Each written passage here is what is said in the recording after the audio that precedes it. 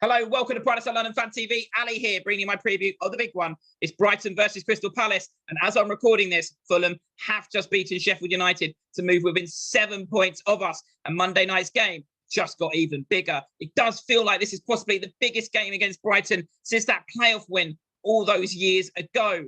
Even a few years ago when they did the double over us, they didn't go above us in the table. And I remember being at that game as they celebrated like they've won the Champions League final, thinking, is this the height of your ambition as a football club? But they can go above us on Monday night, and they will be absolutely bang up for this. They'll have the clappers out at home and everything. And we, of course, go into the game in terrible form with the 2-0 defeat at Ellen Road and the 3-0 defeat at home to Burnley. Brighton have, to be fair to them, to their credit, I suppose, they have picked up a lot in January and February, although they don't go into this off the back of two scintillating games, having drawn 1-1 with Burnley, although we did lose 3-0 at home to Burnley, so that's not really a good omen. And they drew 0-0 against Aston Villa, and we, of course, lost 3-0 to Villa with 10 men. So I'm not really feeling positive vibes there. It's a massive team selection, isn't it, for Roy? There's been a lot of talk about him in the last week or so, and this is a big game for me. For me, this game, a win here could hopefully keep his legacy intact. I've always said he's done a lot of good things at Palace, but I do think if we lose this one, it could start to turn toxic. A lot of fans saying he's lucky that fans aren't in the ground at the moment. But let's hope he comes up with the goods. And of course, that will start with the team selection. I'm going to give you what my team would be, and I would start Vicente Guaita in goal. Now, I actually had to think about this one. And this is, I know, maybe an unpopular opinion. Vicente, very popular amongst our fan base. And me, you know, I never thought we'd have a goalkeeper as popular as this so soon after Julian Speroni. And of course, he has a fantastic shot-stopping ability. However, his command of the area for me continues to be poor. His tendency to punch everything. And Burnley exploited that from corners in our last game. And it's been, for me, just something that's in the back of your mind since that Watford quarter-final a couple of years ago. And Brighton, of course, have giants in their team. Dan Burn could audition for the next BFG film. And if they have any sense, they'll be targeting Guaita in the same way. However, we do know, as I've alluded to, Vincente's shot-stopping skills are insane. And Brighton are a team who have a lot of possession, but don't really convert it into goals, as we saw in our game at Sellers Park earlier on in the year. And just in their previous game against Villa, they had 58% possession, 26 shots on goal, and they did not convert one, drawing 0-0. And I just feel as well, Neil Maupay, it's, you know, he's an indifferent player who polarizes opinion even amongst Brighton fans. And that little battle between him and Guaita, I can see Guaita coming out on top with his shot-stopping ability. So Vicente Guaita in goal. We're going to have Tyrick Mitchell at left back. He's just signed a new contract. And of course, you know, talked a lot about PVA in recent weeks. And for me, Mitchell definitely gets the nod in that role. At right back, I have gone for Nathaniel Klein, who I've also given the captaincy to. For me, Klein has been probably the only player to come out with any respect intact over the last few games. And he, of course, came through our academy. So with Will Fout, who better to lead us and understand what this game means to the fans than Klein. At centre-halves, I've gone for Kelly and Kiate. Now, Cahill and Dan, for me, have been well off the pace in the last few weeks. And you could probably get away with playing one of them. Definitely not both of them, as Ellen Road proved. But for me, Kelly has been underused in recent weeks, and also a player who can play at fullback, so could help coach a young Tyrick Mitchell through a game of such importance.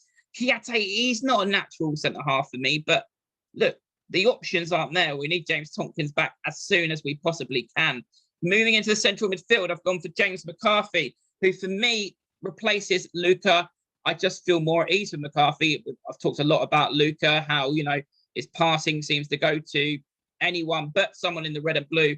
Watching him take corners is excruciating. It's like that sound when you're de-icing your car and scraping your car in the morning, and it's just painful. And I just don't think I can take any more of it. So McCarthy, for me as well, I think is a very undervalued player in our squad. And I think the way that he can sit and the way that he will sort of drop in here, I think, and hopefully help deal with Trossard. Trossard, for me, is the player for Brighton who, when he's on his game, they really, really tick. And if he could just sort of sit in front of that back four and offer that, not a really, as I've said, the best back four in terms of our centre halves at least, offer them that protection, I think McCarthy is the man to go with for this one. Alongside him, Jairo Riddlewald, and we all know about Jairo Riddlewald and his eye for a pass, pretty much our only central midfielder with an eye for a pass. So McCarthy sitting can allow him to do that thing and hopefully dictate play from a deeper role. And this is the big one. Eze, of course, in this role, in a central role, his actual position. With Wilfried Zaha out, let's play our best hand in his actual position, as QPR fans would tell us. And of course, Brighton do have Bissouma, who plays sort of in that anchor role in midfield. And a lot of their play will start through Bissouma. But if we have Eze in a high press, pressing him and giving him something to think about, I think that could be important. But most importantly, let's let Eze play in his actual position. Let's let him dictate things. Let's make him the main man through that central role. A lot of fans have been calling for it. If you're not going to play him in the central role with Wilf out, I don't know when you ever are. So put him in this central role, and hopefully, you know, this could be the game where he really writes himself in the Palace folklore already, if he could come up with the magic and come up with the goods. Now, out wide, we don't have many options. Without Zaha and Jeffrey Schlupp, that's a double whammy, a double blow. I know there's been the pictures of Zaha training, but Hodgson has said in an interview with Sky Sports that he doesn't think he will be available for this one. I would have him at least on the bench, because I think his presence on the bench and in the dressing room will be one psychological factor, but also will be really important, because I talked about Nathaniel Klein understanding this game. Well, you can multiply that by 100 for Wilfried Zaha, and I think his presence in the dressing room and drumming in to the players how important this game is will be important. Wilfried Zaha, in a podcast he did not so long ago, saying how certain doesn't feel like this squad really understand the importance of this game like previous squads did, and that sort of tells us where we're at with the characters in this dressing room. But Jordan Ayew and Townsend are the only options. Townsend on the right, I've gone with Ayew on the left because Ayew does tend to cut in and go on mazy runs anyway. And of course, with Benteke up front, there is that nostalgia of last year, thinking that they could connect, link up again. So that would be my team. What would be your team? I think, firstly, though, this is going to be different to what Roy, we're going to see 4-4-2, aren't we? And, you know, words like high press of Eze and Eze's actual position isn't in Roy's vocabulary. So it'll probably be Townsend on the right, Eze on the left, Benteke and Ayew up top. But Roy, you know, he has come up with a few curveballs recently, like when he went with TVA on the left. And he has brought us some, I think it mustn't be forgotten, some great occasions, a win at the Etihad, a win at Old Trafford. He can sometimes set us up really, really cleverly. And he did it last year at the Amex, where he, you know, we did a classic smash and grab. Let's hope that he can do the same. Anyway, what would your team be? Let me know in the comments below. What would you change about the side that I've gone for? Love to know what your team would be.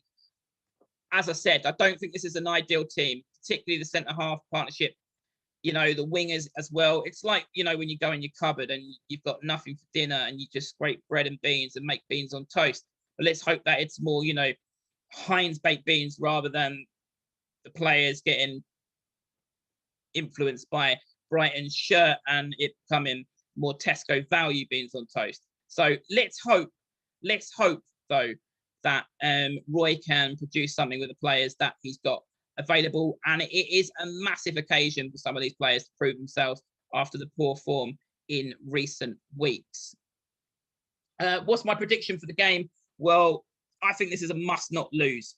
If we lose this game and Brighton go above us and we stay 7 points ahead of Fulham and we've got Fulham next, it would be disastrous. It would definitely throw us into the relegation fight. I just think with the way that Roy sits us back and Brighton's, you know, inability to convert chances, I think this game lends itself to a draw. And I think, you know, I'd love to beat them, but if it took us to 30 points and it avoided them going above us, I'd be quite happy to get the hell out of there, to be honest.